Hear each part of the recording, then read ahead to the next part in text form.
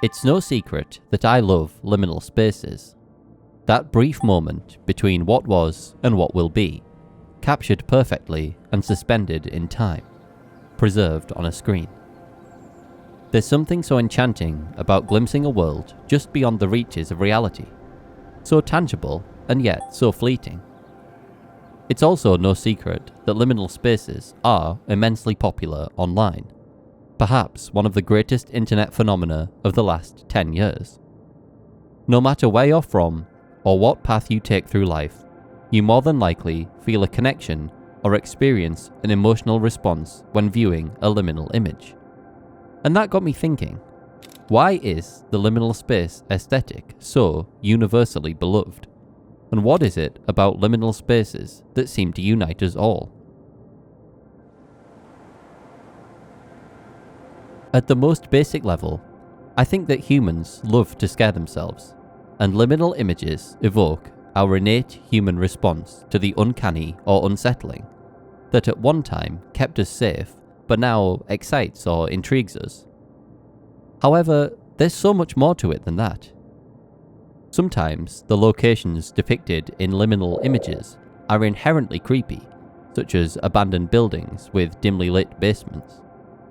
But images which have no traditionally creepy elements are oftentimes more effective in evoking a response than those that do.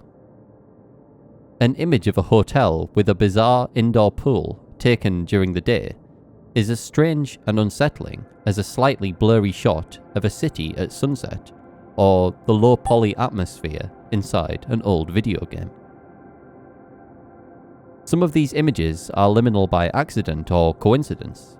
Some are composed by the author to deliberately evoke liminality, and many have been around since long before the modern idea of a liminal space even existed. How can it be that such a seemingly niche concept has such mass appeal?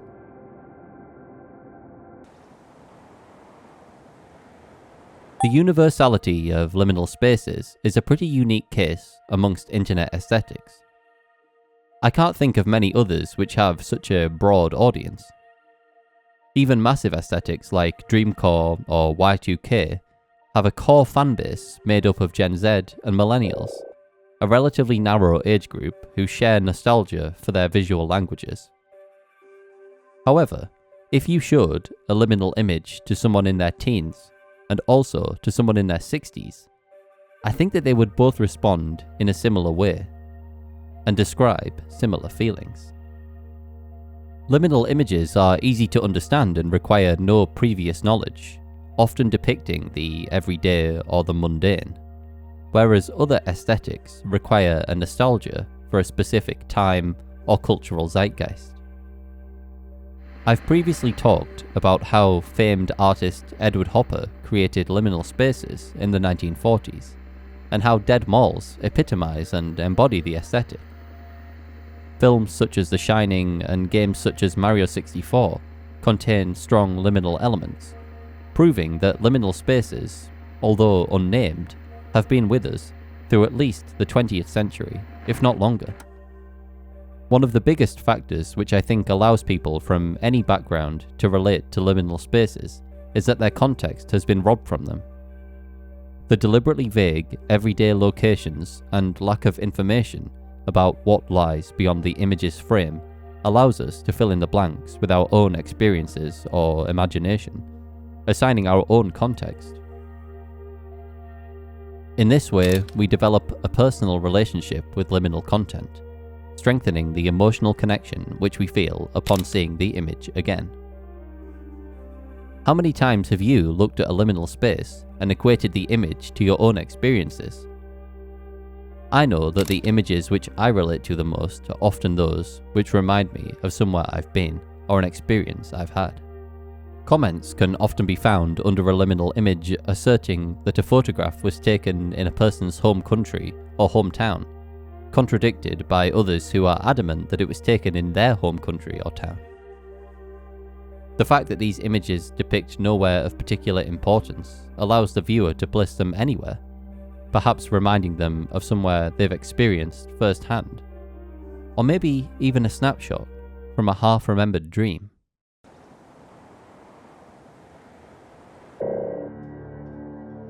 If you spend any amount of time on the liminal space subreddit, you'll encounter people equating the otherworldly realm of liminality to their dreams.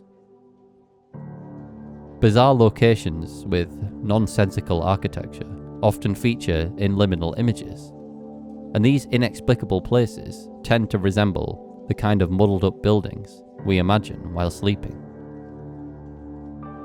This, coupled with the feeling of being an observer who is not quite fully there, make dreamlike an apt way to describe the sensation of observing a liminal space. As well as placeless, liminal spaces are also often timeless. Some of these images could have been taken any time in the last 50 or so years, and some even further back, adding another layer of universal relatability. People who grew up in the 1970s or 1980s feel as much connection to many liminal spaces as people who grew up in the 2000s or 2010s, allowing the aesthetic to draw from massive shared nostalgia for childhood days across multiple eras. Maybe interest in liminal spaces even signifies a desire to return to a time of innocence and discovery, the act of viewing the world from this unique perspective, reminding us of what it was like to see things for the first time. A school building at dusk, a playground at midnight. Common themes found within liminal images posted online. If you went back, would your friends still be there? I think it's important to note that these places can also play with our sense of community and togetherness. On the one hand, the solitude created by the total lack of people in frame can be appealing, offering solace from our increasingly hectic world. But after spending a while browsing through liminal spaces, it can begin to feel lonely. The relief of escaping the crowds can quickly turn to despair as you begin to accept that you, as the observer, are totally alone. Depopulated spaces, especially those which have been created by humans, are inherently uncanny, as their purpose is to be filled with and serve the needs of people. Without the context of humanity, they are alien and barren. I think in many ways, the popularity of liminal spaces are in part the result of the times through which we have recently lived. If you take a look at when the aesthetic really began to take off online, you'll notice that it gradually began to gain traction during the pandemic, becoming a popular search term throughout 2020 and 2021, when the world was in the midst of a series of lockdowns. In my opinion, during these dark and difficult times, people found comfort in knowing that the outside world was still out there, sitting silently and awaiting their return.